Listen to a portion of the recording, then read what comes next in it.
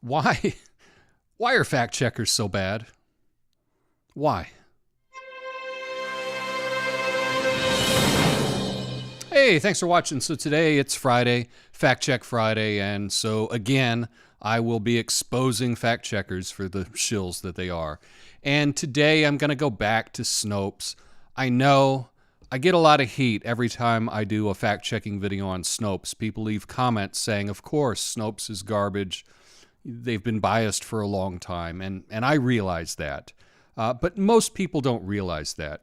You know, most of my videos get a couple hundred views, and I don't see anyone else really exposing them for who they are.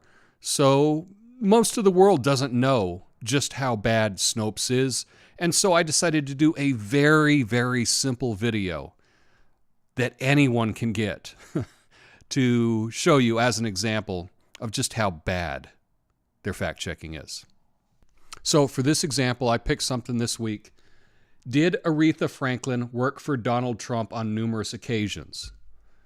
Now, right off the bat, why do we even care? Why are they bothering to fact-check this? This is dumb. This is a silly story. And again, all fact-checking, they have a very specific claim, and then they rate that claim. The claim is, the late songstress Aretha Franklin worked for Donald Trump on numerous occasions. Seems pretty straightforward. Snopes rating? Mixture. Mixture. Really? This rating indicates that a claim has significant elements of both truth and falsity to it, such that it could not fairly be described by any other rating.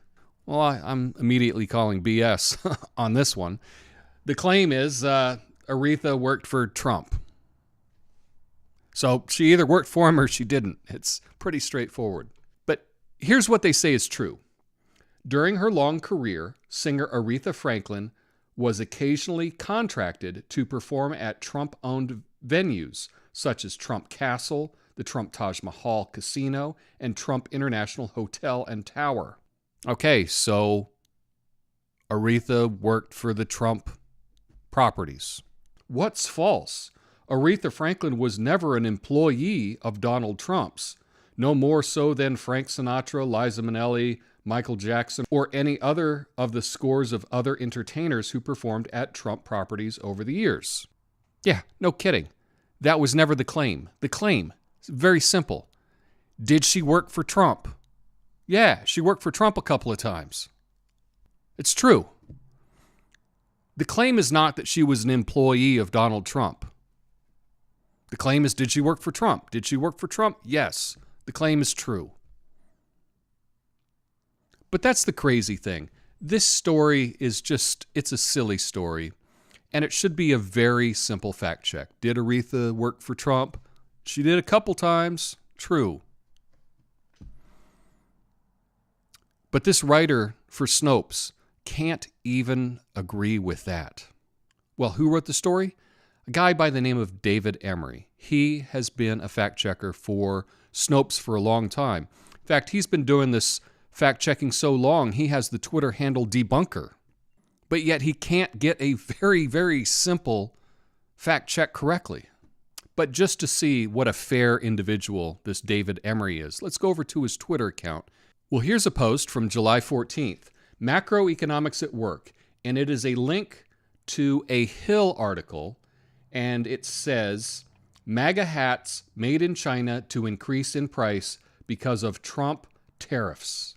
Now, David's not a real popular guy. This got no likes. It got no retweets. But obviously he's putting this out. This is what he thinks. He's passing along this fake news just like anyone's mom on Facebook. And how do I know that it's fake news? Well, because Snopes did an article on it. Are Donald Trump's Make America Great Again caps made in China? While some hats sold by third parties that support Donald Trump are made in China, the campaign's official merchandise is proudly made in the USA. Claim: the hats for Donald Trump's campaign are manufactured in China. Rating: false. See, that's how you do a fact check. You know, Snopes is not always wrong. I'm not going to say that they're always wrong. They have some good employees that actually do fact checking. Unfortunately, You don't know when you go there whether you're going to get some good fact-checking or some biased fact-checking. But David Emery should know that this is a false story, but he passes it along on his personal Twitter page as if it were true. Now, I don't know if he knows that this is a fake story or not. He obviously didn't fact-check it against his own website. He didn't do a simple Google search before posting it on Twitter. And that just shows me that he's not really good at being a fact-checker. Now, I hope next week to make a more in-depth fact-checking video about a different news source. Hopefully, I won't go back to Snopes because they're too easy to discredit. But I think that I've made a good case today, a very simple example that anyone can understand.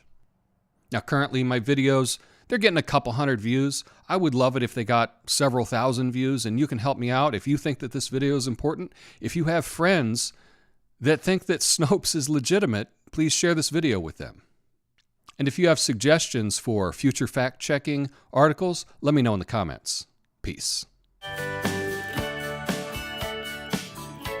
Help me reach my goal of 1 million of 2,000 subscribers by clicking the like button and subscribing. Thanks.